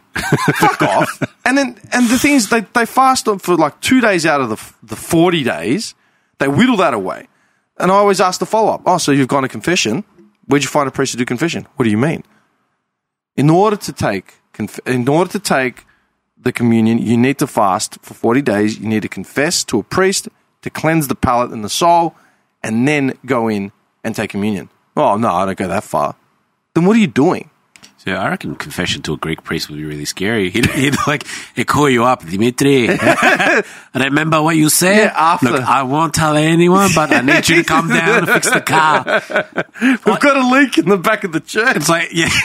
Do you know a plumber? Can't pay for it. It would be something. I can't confess to a Greek priest because it's extort you. Yeah, I feel like I will get extorted. See, then it just says more about the priest than anything else. But that's my point. I respect the religiously devout more than I do than the casually religious, because at least they're following whatever the fuck it is. Have some fucking conviction, man. Yeah. Have some conviction, whatever it is, man. I don't give a shit what it is. Oh, you're a Collingwood supporter, you say. Okay, fair enough. But at least follow it through, man. And that's the thing. When people say, what's the big deal? I'm like, the big deal is that this is such a big, overreaching thing that has managed and influenced everything humanity has done for the last, as long as civilization has existed and religion has existed. It influences so many elements of our lives. Yet you're going to take a casual approach to it, or you're not going to be down the line about it, or you're going to just sit on the fence about it. Like, man, fuck off. Like, you don't have that luxury. You don't have that luxury to tell me what's going to happen to my soul after I die, so you better not touch yourself after dark.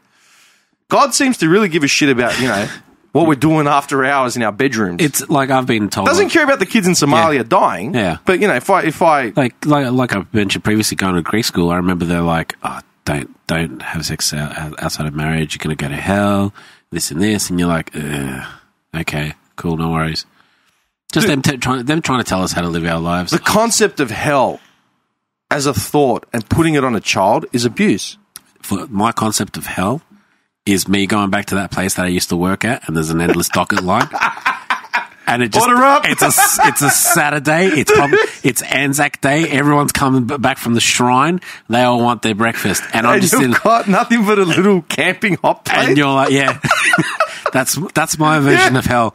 Like, it just goes replay. Camping hot plate, low flame. Order up, ding, ding, ding, and there's 4 more dockets. Just replay. And like, the person who's writing the dockets is English.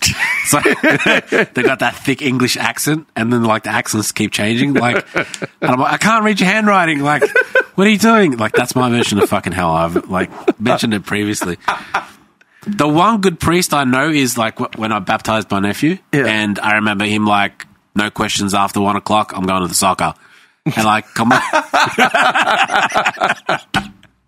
And he's like, let's do this. And he one of the nicest priests, if you ever need anything, come speak to me, no problems, but send me a text. Don't just rock up. Don't show up like everybody else does. If you actually want to have a chat to me, like, message me and call me and we can discuss. He's like, if you're planning on getting married, come down, let's have a chat as well about that. And I'm like, do you care if this and this? And he's like, mate, I don't care. Just come and talk to me. Like, this guy was one of the good priests. He understands how people are living at the moment. He's not one of those, oh, mate, I can't speak to you because, your missus is not Greek or this or that. Nah, look, man. See, my problem is that people are so quick to jump on you about what reality shows you've watched and you don't, right? They'll hammer you if you're having if you're not having soy lattes and keeping up with the Joneses. Like, what do you mean? Full cream milk? What a loser. You know what I mean? But you start questioning religion, period. And it's not even... I'm not even questioning which religion you've picked. I'm questioning why you have a religion to begin with, right? Yeah. I've been spending a lot of time, like, I've always sort of looked into it, listened to, but I listen to a lot of Sam Harris, right? Sam Harris is like a philosopher, basically, a progressive thinker thinking past religion, life without religion. And one of the overarching questions that he brings up is, why is religion even a thing? And it all comes down to basically the fact of dealing with death. Yeah. Death is inevitable, okay? Like, death is inevitable for everyone. Sooner or later, everyone kicks the bucket whether you like it or not. Yeah. Now, the question is, what happens after death? People saw comfort in something. They needed an answer because then that would find that overarching comfort. So that you create things like the afterlife. Yeah. This is what happens after you die. How do we know that? We don't. No one does. No one's died and come back, except for Jesus, right? Theoretically. But it's like, most people can't deal with the idea of dying. They don't want to deal with that concept, and that's why a lot of people get to like 80 and they've never dealt with death, man. Like, they've never even given it a thought, so they actually fear. Now, if you were comfortable with the idea of, like, think about it this, yeah? Did we learn about death when we were in school? Never. They never wanted to bring it up. Exactly. They never wanted to speak about it. Why would you scare a couple of, like, 16-year-old kids? Then why would you scare a couple of 16-year-old kids and tell them that you're going to go to hell if you don't, It would be like, you're either going to hell or heaven, but without the death part. They never told you how to grieve or anything like that either. No.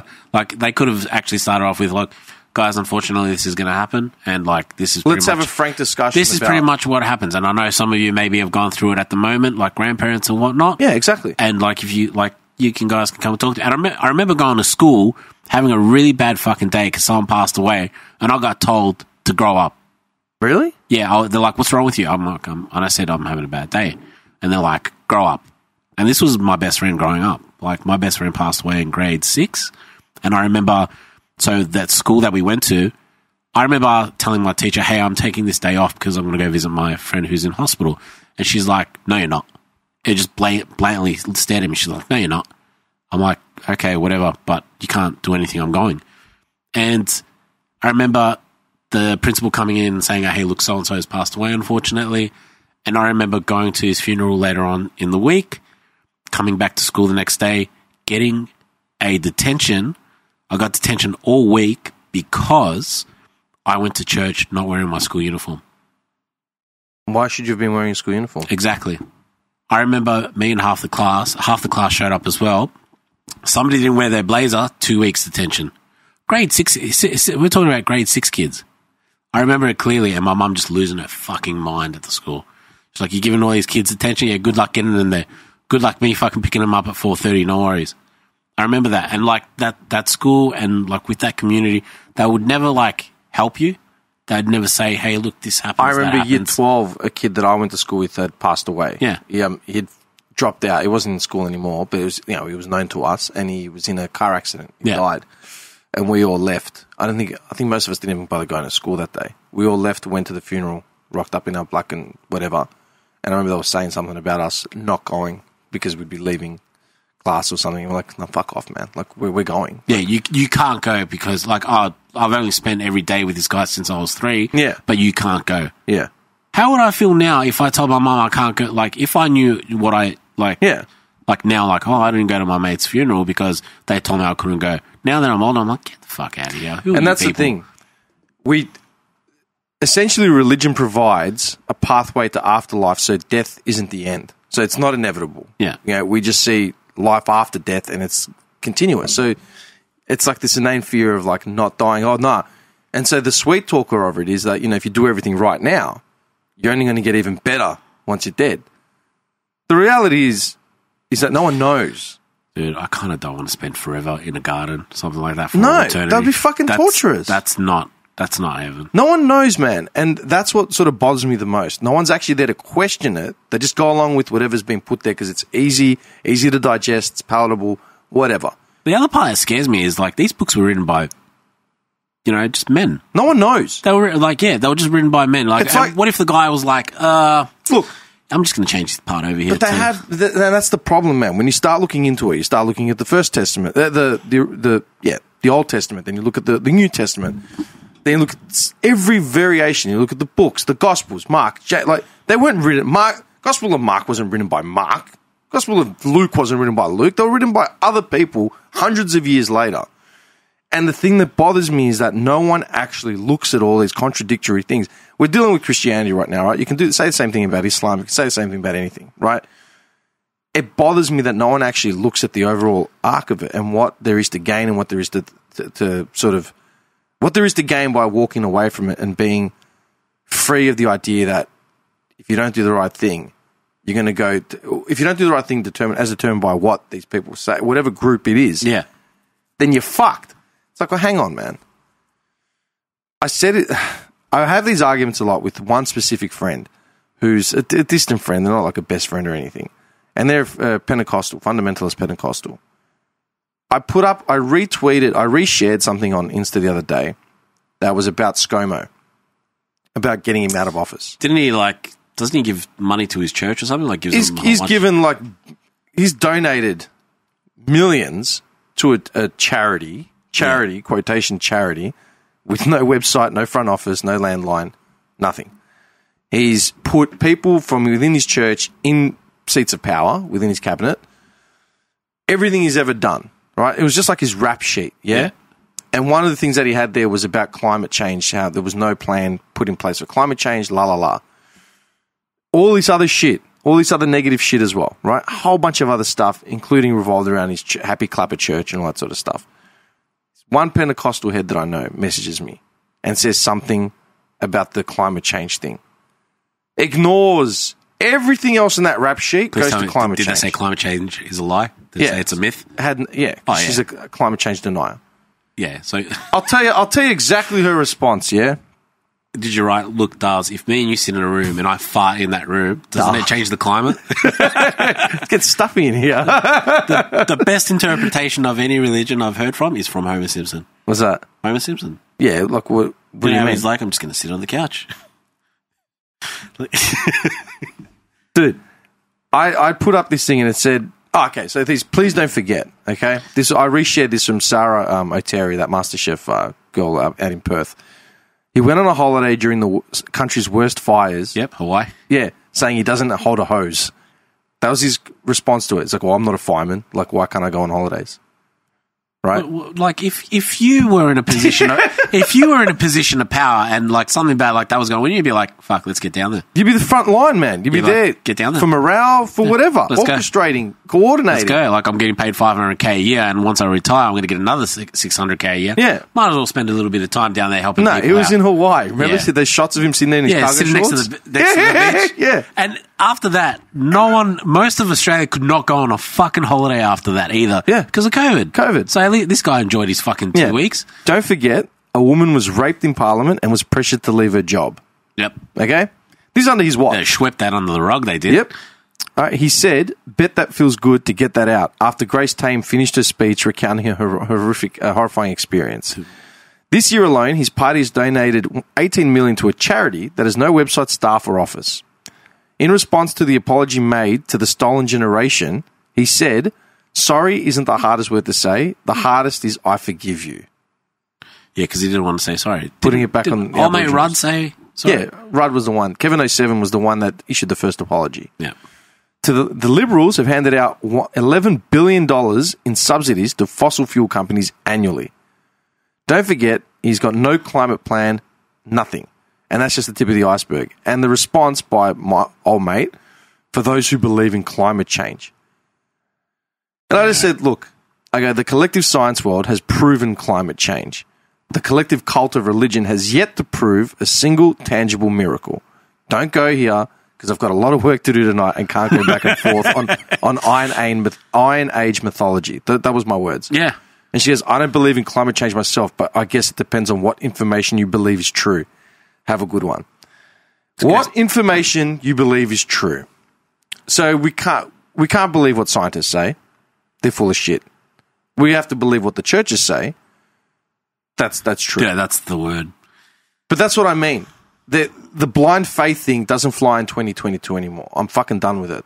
I'm so done with it. At least have a tangible reasoning behind what you're saying for whatever reason, but don't follow blindly and try and tell me that I'm an idiot because I'm actually looking at things. Did this person go to a Greek school? No. She's Lebanese. Exactly. Do you know what I mean? Yeah. And then when it gets to Easter, man, and we start all that shit, and then I start hearing I only fast for like 3 fucking days. I only do this. Then you ask these standard people, man, about what they think in regards to the afterlife, what they think what happens to death, la la la. These people aren't living like lives as Jesus would have wanted. They've redetermined what Jesus Christ actually preached. They've redetermined what a wholesome life is. Do you think Jesus wanted you to jam your face with Botox? I'm just saying. Probably not. Disfiguring our bodies like that? We're disfiguring. Getting tattoos is a form of disfigurement. You're not meant to do that. The vain lives that we all live now through social media. Do you reckon that's what Jesus Christ would have wanted? No. Assuming that he existed as a person? No. We're in the Middle East in the Iron Age, and they've got names like Matthew, Luke, John. Yeah, really? I didn't even think about that. You want to go into the Levant at that era and tell me who the fuck existed? No way they had a name like Luke back there. Can you imagine the market? Luke and everyone, yo, everybody. Luke and Mark, like, oh, Luke and Mark's down that road or Luke and Mark's down that road? Yeah. Like, you mean the goat herder? No, the sheep herder. The sheep herder. The carpenter. We are so far away from any principles that would have been preached, and their lives are big fucking contradictions, man. Everything is a contradiction and goes completely against any religious alignment, and that's what bothers me. See it through or don't see it at all.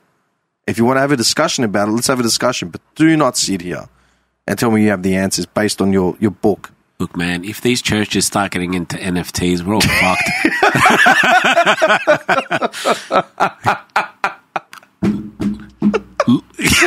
NFTs. Like, for sale, Luke, NFT. You know, like, first page one in an NFT. Dude, we've been in trouble, mate. The Catholic Church, if you look at the Catholic Church as a whole, right, as a business entity, If you look at the real estate it owns, every church that it owns across the world, every relic, every piece of, every artifact, every antique, all the donations of cash that go untaxed, unclaimed, unaccounted for, you could cover world poverty 3 times over, man. Well, you know when that basket comes past the church, and like and they're like, you're looking at it like, I've already spent $5 on a candle. I'm like, yeah, like I've got a couple of friends who are like, oh, I've got to give 10% of my wages to the church. I'm like, huh? 10%? Like, yeah, 10% of what they make has to go to the church. And I'm like, what do you get out of it? You know, feel better. I'm like, about what? About what? The priest pulls up in an MR. Like, about, what do you feel better about? Are you being broke? Like, so when they need to go to the church to get bread, the church has got bread to provide. Yeah, but doesn't, like, I've seen all the old wogs bringing in that bread. Like, oh, we all baked this. Yeah. We all made this one. Yeah. Then you go behind the church and, like, you see the Merc just sitting there. But that's a fact, man. No priests are driving around in beat-up Camrys.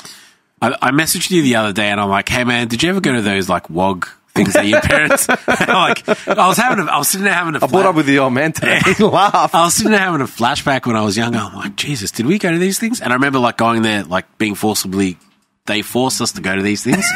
And it was always, like, behind a church or something like that. And the adjacent hall next to the church. And pretty much for me to get the fuck out of there was I would turn the gas off. I would turn the gas lines off.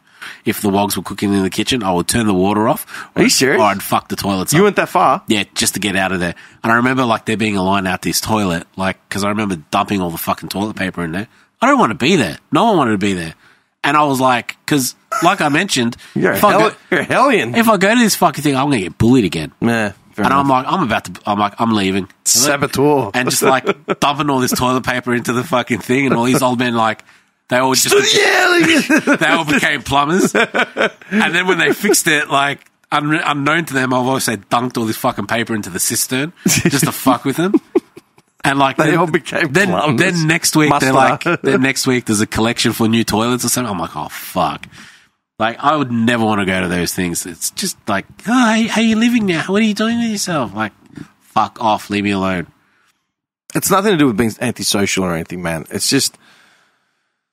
I hated them. Yeah. I hated them because it always felt uncomfortable.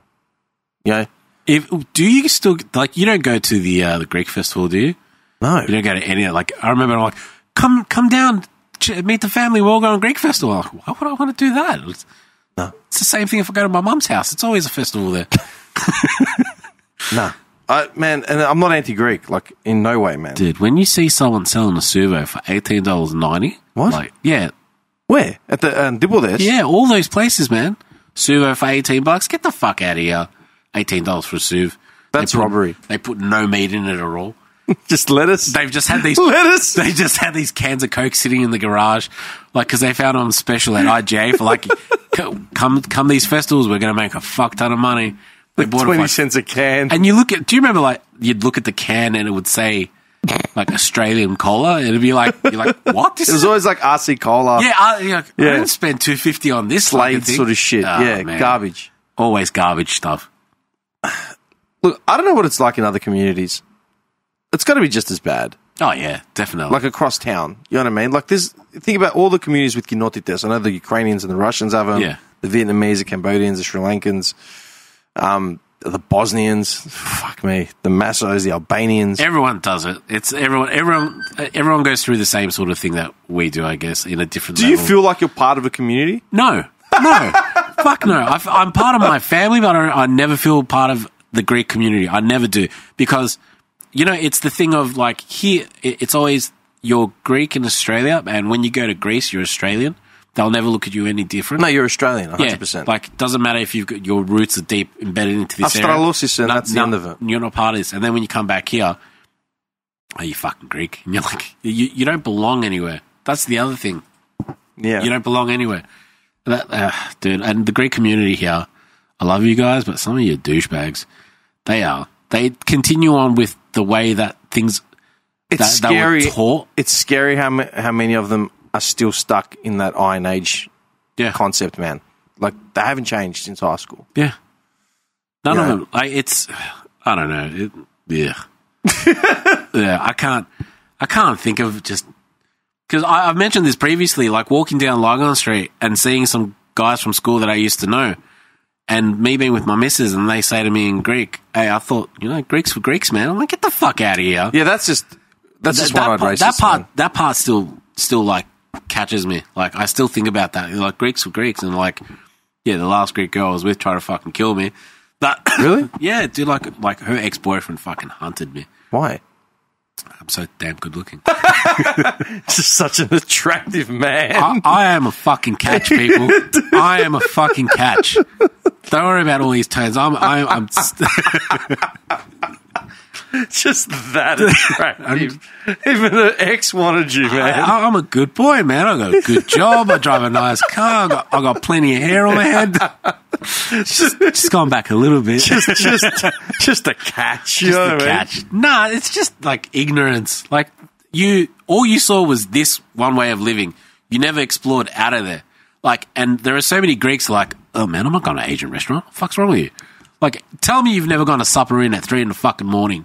Dude, I did it like 6 months ago. Exactly. Like, I love that place. I tried doing it about a month ago. Like, even Lin Nang's for after, like, they're closed now, I think, but, like, even going there, like... I tried to go to supper in and they were too packed. Yeah. It was 1 in the morning and the line was out the door. And dude, I'm like, what do you mean? You go to A1 Bakery now, it's full of Aussies. Full Aussies. Yeah. Not one fucking Greek, though, because, like, we invented Pitters. They're copying us. I like A1. A1's great. There's also... A1's great, but I prefer to go to Zate a little bit further down Sydney Road. Yeah, Zate's good. Because it's not that busy. I don't know why I don't go to Zate more often. I think it's because the parking's there always a bit sketchier because it's on the corner. You can park behind there. Yeah, I know, but then you've got to come off and then you know what I mean? It's more of a pain in the ass. Whereas A1 is right near Aquana used to have. Yeah. Out.